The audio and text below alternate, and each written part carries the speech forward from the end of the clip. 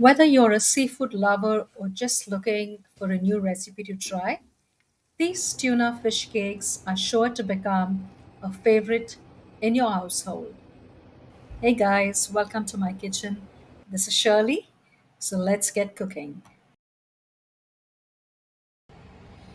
I'm using 3 tins of tuna, that is white tuna meat, which was in sunflower oil.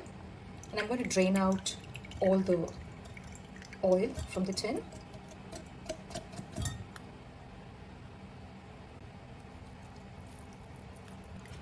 Using a fork, let's just break it down.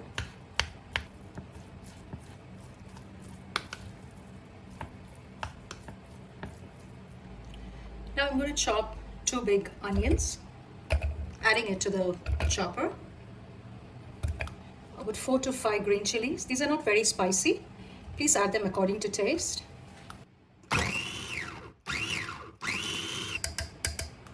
About 1 teaspoon of cumin powder, some freshly crushed black pepper.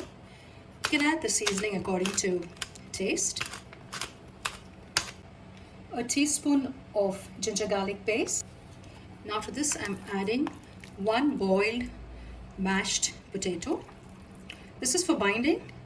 If you don't wish to add potatoes, you can also just use 2 bread slices which is soaked in water. Drain out the water completely, that is, squeeze out the water from the bread slices, and you can add it to the mixture. Some chopped coriander leaves. Make sure you check the seasoning and salt to taste, as the tuna tin would have already had salt added to it. 1 egg. Now let's give this a good mix and bring it all together. Let's mold or shape the fish cake or cutlets. I'm just taking a big scoop of this.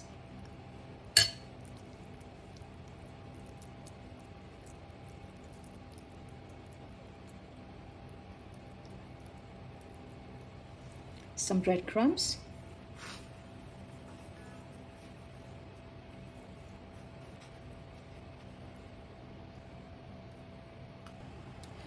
These cutlets or the fish cake can be well stored when kept frozen and can be used for later use as well.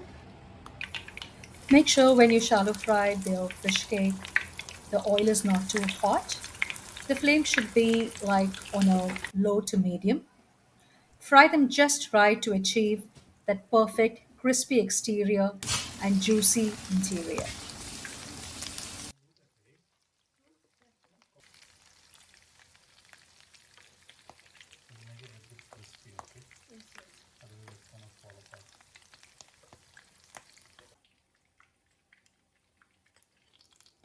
Now that's the golden crust and flaky texture of our perfectly cooked tuna fish cakes. Do create this recipe. Thanks for tuning in and happy cooking. This is Shirley signing off from Shirl's Kitchen. Bye bye.